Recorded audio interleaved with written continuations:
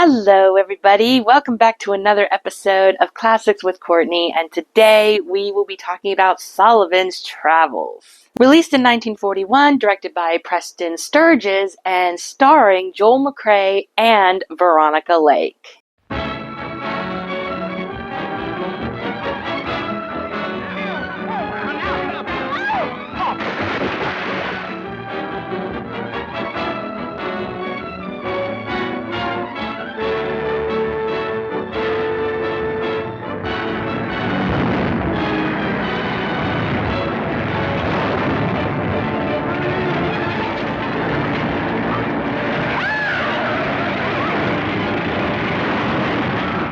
Find out how it feels to be in trouble. Without friends, without credit, without checkbook, without Dave. Alone. And I'll go with you. How could I be alone if you're with me? Sullivan's Travels, the side-splitting story of a $4,000 a week big shot who turns hobo for experience and gets more than he bargained for. You better drop me at the next corner and take this bus back where you stole it from. Don't talk nonsense. I left a note saying I was taking the car. Or did I? Be nice if you could remember. What do you suppose that is? Well, whatever it is, there's absolutely nothing they can do. Remember that. What did you say? I said there's absolutely nothing they can do.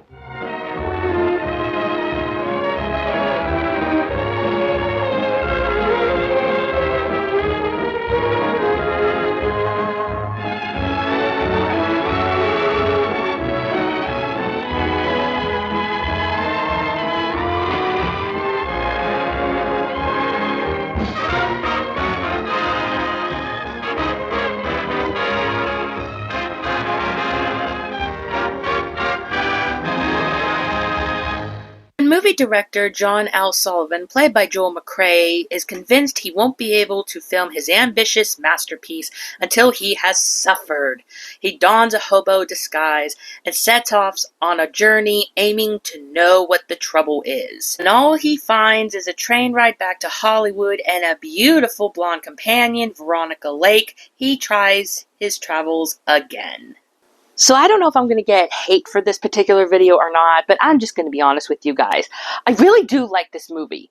A lot. But I didn't love it. I'll explain later. First, let's just talk about how funny the movie is. It is hilarious. The whole movie is just wonderful. It's funny. There's a whole bit in the film where Joel McCrea is trying to leave and he's being chased by, his companions, and the bus is like rocking back and forth. I mean, granted, that part can drag a bit, but it is still funny.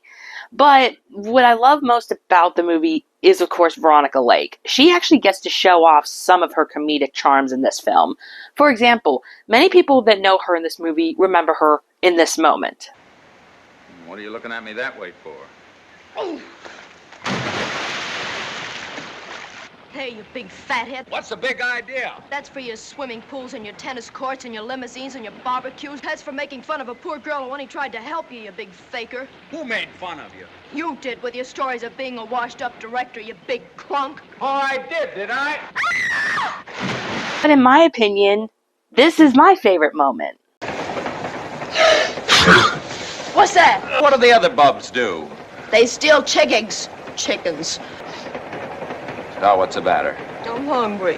That is just so adorable. She's cute. It just, she's such a darling in this movie. In fact, can we watch that again?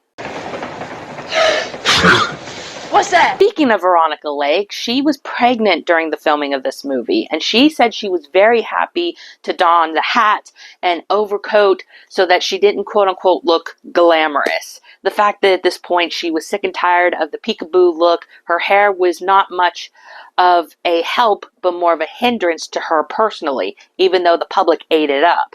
So the fact that her hair is in a hat most of the film, and she gets to wear these baggy clothes and just have fun, she liked this movie a lot, and she loved working on it. Speaking of working on this movie, there has been a rumor floating around that apparently Joel McCrea did not like working with Veronica, and even was quoted as saying that life is too short for two Veronica Lake movies, which he would end up making a second movie with her a few years later anyway. But here's my question. Is it just a rumor or is it true? Because as far as I'm concerned, we never actually see or hear any sources that legit say, no, we actually heard him say this. It's more or less a rumor.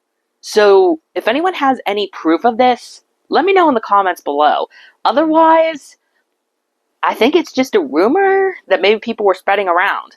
I don't know. And Veronica even wrote in her book, she never said anything against Joel McCrea. Believe me, she says a few things about a couple of people she didn't like working with. Joel McCrea was not one of them. Distributed by Paramount, of course, there were other actors in the film that I really, really enjoyed watching. One of them being William Demarest, who worked with Alan Ladd in a couple of his movies, and would also work with Esther Williams in Dangerous When Wet. So I really like him a lot. And we also have Porter Hall in a really funny role, too. Ironically, I grew up watching him in Miracle on 34th Street. He will always be the eyebrow guy that's always making trouble for Kris Kringle. But I love seeing him in roles where he's actually a nice guy. So he's a lot of fun to watch in this movie. So by the sounds of it, I really enjoy this movie. So what was the problem I had with it? Well, I'll just get into it. So spoiler alert if you have not seen this movie. So after John's experiment the first time around is completely ruined, he goes about it the second time, but this time he does not take Veronica with him. Ironically though, he does go through some things with Veronica that I myself couldn't, even try. But it still isn't enough for him. So he goes out and he's like tossing money to like these hobos, and guess what? He gets knocked out by this hobo, and the hobo steals everything. His identity, the money, and being the 1940s, he wasn't going to get away with that. So he's axed off pretty quickly. But then John gets taken in because he slugs somebody who insults him, and with no identification, he doesn't know who he is or everything, he gets thrown into like this work camp. It literally turns into Cool Hand Luke for like 10 minutes. I didn't like this portion of the movie. Personally, I thought it was very, very weird because the whole movie was a comedy. It was slapstick. It was hilarious. It was fun. And then you throw in this portion of the movie that becomes very serious and very sullen. I didn't like that. I thought the transition was very jarring. And I didn't enjoy myself in that particular time. Which you could argue you're not supposed to. You're supposed to see John suffer. I didn't want that, though. The fact that the movie itself is played off as a comedy, I didn't want to go into Cool Hand Luke territory for 10 minutes. My thing is, he wanted to see people look at films differently. So he wanted to, get into the mindset of, if I go through this, I can really make a great movie to make people feel, right? But he sees that when people are in a bad situation, they're not looking for a film, at least at that time period, they weren't looking for a film that was going to be relatable. They wanted something to take their mind off of their troubles. So when he enters in with the prisoners at a church and they see it's like a Mickey Mouse cartoon or something, he sees the prisoners laughing and then he realizes, oh, this is what people want to see in their darkest hour, which then changes his prospects. To me, you still could have gotten this across without having the dramatics of having him losing his memory and getting robbed and just being put in the camp. I don't know. I just didn't like that portion of the movie. So because of that, the movie actually went down a few polls for me. Now, if I was to own this on DVD, for example, I would skip this portion of the movie entirely. I'd watch the whole thing, but skip that portion. I just don't like that part. So for me, the movie was okay. When I first saw it, the movie was great till it got to that point.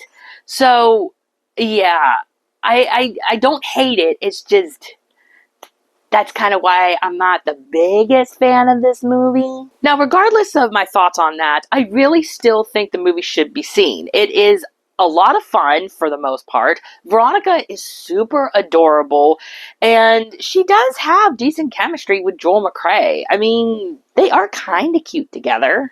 Short, sweet, right to the point. So I hope you've enjoyed this video. Let me know in the comments below if you've seen Sullivan's Travels. And if you haven't, did I pique your interest? Or is this a traveling trip you're going to stay away from? Thank you all so much for watching, and I will see you guys in my next video. Bye! Have a great and wonderful day.